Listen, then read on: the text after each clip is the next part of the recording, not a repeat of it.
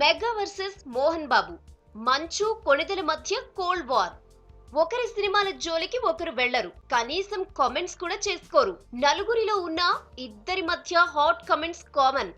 అలాంటిది first time మంచు family brand ambassador Manchu Lakshmi చాలా కూల్ గా పొగడ్తలు కురిపించేశారు. సరైనోడు మూవీలో ఓ సాంగ్ అద్భుతమంటూ ట్వీట్ చేశారు. తెలుసా తెలుసా ప్రేమించానని, తెలుసా తెలుసా ప్రాణం నువ్వని అంటూ సాగే పాటలో మెలోడీ చాలా బాగుందని చెప్పుకొచ్చింది లక్ష్మీ మేడం.